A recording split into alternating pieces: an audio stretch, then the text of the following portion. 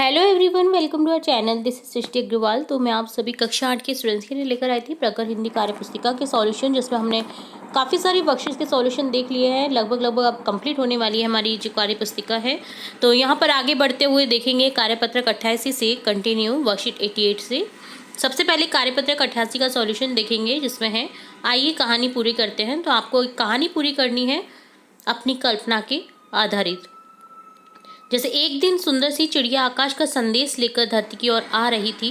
रास्ते में उसकी मुलाकात एक उल्लू से हुई। उल्लू ने पूछा, चिड़िया रानी इतनी जल्दी कहाँ जा रही हो? चिड़िया ने उससे कहा, मैं धरती पर आकाश महाराज का संदेश देने जा रही हूँ। उल्लू ने कहा, क्या संदेश है आकाश महाराज का? चिड़िया बोली, आकाश महाराज ने कहा है कि कल बहुत तेज वर्षा होगी, इसलिए धरती पानी भरने के लिए तैयार रहे। जब धरती पर चिड़िया पहुंची तो उसने देखा धरती पर जगह जगह कुएं व तालाब खोदे गए हैं। उनमें वर्षा का जल इकट्ठा करने की पूरी तैयारी है। उसने वापस जाकर आकाश से कहा, महाराज धरती माता पानी भरने के लिए तैयार है, आप वर्षा करने की तैयारी करें। तो इस तरह से आपको एक कल्पना के आधारित इस कहानी को पूरा करना था। तो इसी के साथ में आगे है पढ़िए और हंसिए। तो यहाँ पर एक संवाद दे रखा है, तो पढ़ना है आपको इसे। करण कह रहा है, अरे भाई आज तो गजब हो गया। वासु कहता है, क्या बात है? करण कहता है, मेरे कुत्ते ने डीजल पी लिया, तभी से वह चक्कर लगा रहा है, पता नहीं उसका क्या होगा। वासु कह रहा है, चिंता मत करो, जब डीजल खत्म हो जाएगा तब वह अपने आप रुक जाएगा। तो ये एक जोक था। तो ये होता है डन कार्यपत्रक 88 का सॉल्यूशन। अब देखेंगे कार्यपत्रक 89 का सॉल्यूशन। यहाँ पर एक कहानी है जिसे पढ़ना है और प्रश्नों के उत्तर देने हैं। गांव के लोग बहुत खुश थे। एक चमत्कारी बाबा उनके गांव आए थे। बाबा के लिए विशेष रूप से व्यंजन तैयार कर गांव के लोग सुबह शाम मंदिर के पास इकट्ठा होते। जब ये बात तेलानी राम को पता चली तो उससे लगा कि दाल में कुछ काला है। वह मंदिर गया और बाबा के पास बैठ गया। बाबा ने मंत्र का जाप आरंभ किया। तेनालीराम ने देखा कि बाबा एक ही मंत्र को बार बार दोहराए जा रहे हैं। तेनालीराम को पता चल गया कि वह बाबा ढोंगी है। अचानक तेनालीराम आगे बढ़ा। उसने बाबा की दाढ़ी से एक बाल खींच लिया। मुझे स्वर्ग की चाबी मिल गई, तेनालीराम चिल्लाया। सब चौंक गए। ये बाबा इतने महान है कि इनकी दाढ़ी का एक बाल ही मुझे धन्य कर देगा हमेशा के लिए। और तेनालीराम ने कहा। तुरंत ही बाबा की दाढ़ी का बाल पाने के लिए भागदौड़ मच गई। भयभीत होकर बाबा अपनी जान बचाकर भागा और लौटकर कभी वापस नहीं आया। तो ढोंगी बाबाओं से दूर रहें। आजकल लोग बाबाओं के चक्कर में बहुत पड़ जाते हैं और फिर वो कुछ उल्टा सीधा कर बैठते हैं, क्योंकि बाबा अपना काम कर रहे हैं। आप अपना काम करें, किसी की भी बातों में आने की ज़रूरत नहीं है। आप अपनी पढ़ाई करें। पढ़ाई के स्वरूप अगर आप अच्छी मेहनत करेंगे तो अपने आप आपको सफलता मिलेगी। किसी बाबा के कहने से आपको सफलता नहीं मिलेगी। तो प्लीज़ बाबाओं से दूर रहें। आपने तो देखा ही होगा कई सारे बाबाओं की जो पोल खोलती आ रही है, तो उसमें कितने सारे बाबा क्या कुछ करते आ रहे हैं। तो प्लीज़ उनसे दूर रहें और अपनी पढ़ाई करें। अपने जो घर में है, जैसे कोई बाबा को बहुत मानता है तो उससे भी कहे कि उन चीज़ों में ना पढ़ करके अपने व्यवसाय, अपने काम को आगे करें। ज़रूर सफलता मिलेगी। किसी के कहने से आपको सफलता नहीं मिल सकती है और कोई भी अपना कुछ दे करके आपको सफलता नहीं दिला पाएगा। तो प्लीज़ ढोंगी बाबाओं से दूर रहें। यहाँ क्वेश्चन देखिए, आपको थोड़ा दिख नहीं रहा होगा क्योंकि ये लिखा हुआ ही ऐसा है, तो डबल लिखा हुआ है, इसलिए थोड़ा धुंधला दिखाई दे रहा है। बट मैं आपको क्वेश्चन समझाती हूँ। तेनालीराम को कैसे पता चला कि बाबा ढोंगी? क्योंकि वो एक ही मंत्र को बार बार दोहराया जा रहा था। इनमें से तेनालीराम के बारे में क्या कहा जा सकता है? चतुर और बहादुर।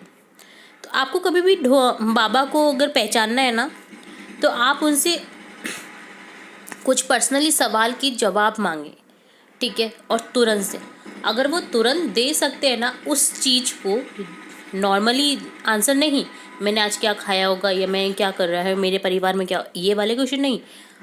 आप पर्सनली कुछ क्वेश्चन पूछे जिनका सिर्फ आंसर आपको ही पता हो। तो आपको अपने आप पता चल जाएगा कि वो बाबा ढोंगी है या बाबा ज्ञानवान है, ठीक है? तो बाबा ढोंगी कैसे पता चला उसको कि वो एक ही मंत्र को बार बार दोहराया जा रहा था? कभी भी बाबाओं को ज्ञान नहीं होता है, और जिन बाबा को ज्ञान होता है ना, वो कभी भी अपने सामने भीड़ को एकत्रित नहीं करते हैं, ठीक है? तो देखिए, नेक्स्ट क्वेश्चन है, इनमें से तेनालीराम के बारे में क्या कहा जा सकता है? वो चतुर और बहादुर था, इसलिए उसने पकड़ा उस ढोंगी बाबा को। जब तेनालीराम को ये पता चला कि बाबा ढोंगी, तो उसने क्या किया, बाबा की दाढ़ी से एक बाल खींच लिया। मुझे स्वर्ग की चाबी मिल गई। यहाँ तेनालीराम ने चाबी किसे कहा है? दाढ़ी के बाल को। आप तेनालीराम की जगह होते तो बाबा को क्या सबक सिखाते? हम बाबा से सभी लोगों के सामने मंत्र, वेदों, पुराणों की जानकारी लेते और गांव के पंडित से प्रमाणित करवाकर बाबा ढोंगी है पुलिस को सूचना देकर पकड़वा देते। तो इन सब की जानकारी भी होना जरूरी है। ऐसा नहीं है बाबा अपना मंत्र जप रहा है और आपको जपवा रहा है तो उसे बहुत कुछ ज्ञान है। आप उससे वेद पुराणों की जानकारी लीजिए। आप कुछ ऐसा क्वेश्चन पूछे वेद पुराणों से कि क्या उसको पता है इसका आंसर। आप कोई टिपिकल सा मंत्र पूछे उससे, क्या उसको लर्न है, क्या उसको पता है, तो आपको अपने आप पता चल जाएगा कि वो बाबा कैसा है। ठीक है, तो ये मैं इसलिए बता रही हूँ क्योंकि बहुत आप जिन भी गांवों से बिलोंग करते हैं, शहरों से बिलोंग करते हैं, तो मैंने देखा है कि गांव और शहर के लोग आजकल बाबाओं के चक्कर में बहुत पड़ रहे हैं। तो यहाँ पर काफ़ी सारे स्टूडेंट्स इस वीडियो को देख रहे होंगे, इसलिए मैंने आपको ये चीज़ कही है। तो ये कार्यपत्रक 89 का सॉल्यूशन होता है डन। अब कार्यपत्रक 90 का सॉल्यूशन देखेंगे। तो यहाँ एक कविता है, अभी न होगा मेरा अंत, अभी अभी तो आया है, मेरे वन में मृदुल बसंत, अभी न होगा मेरा अंत, हरे हरे ये पात, डालियां कलियां कोमल गार, मैं ही अपना स्वप्न मृदुल कर फेरूंगा निद्रित कलियों पर, जगह एक प्रत्युष मनोहर। तो ये कविता है। ऊपर लिखी कविता को ध्यान से पढ़िए और इसकी जो पंक्तियां हैं हम इस प्रकार लिखेंगे इसमें। तो आपको क्या करना है कि कविता से आपको विधा परिवर्तन करना है, यानी कहानी में चेंज कर देना है। ठीक है, तो देखिए, अभी न होगा मेरा अंत का अर्थ है अभी अभी तो आया हूँ, मेरे वन में मृदुल बसंत, अभी न होगा मेरा अंत। मेरा अभी न होगा मेरा अंत का अर्थ होता है मेरा अंत अभी नहीं होगा। आगे है, अभी अभी तो आया हूँ, क्योंकि मैं अभी अभी तो आया हूँ, मेरे वन में मृदुल बसंत, मेरे वन में बसंत ऋतु है, मेरा अंत कभी नहीं होगा, डालियों पर लगे हरे पत्ते व कलियां, अपना स्वप्न मृदुल कर मैं ही निदित कलियों पर फेरूंगा और एक मन प्रत्युष मनोहर जगह। तो आपको इस प्रकार लिखना है इन कविताओं को, इस कविता को विधा परिवर्तन करके। तो ये होता है कार्यपत्रक 90 का सॉल्यूशन डन। तो यहाँ हमने देखा 90, 89, 88 के सॉल्यूशन। इसके आगे के कार्यपत्रक के सॉल्यूशन भी आप देखेंगे, तो जुड़े रहें हमारे चैनल के साथ। और भी इम्पॉर्टेंट वीडियोस आपकी कक्षा से रिलेटेड हम अपने चैनल पर लाते रहते हैं और लाते रहेंगे।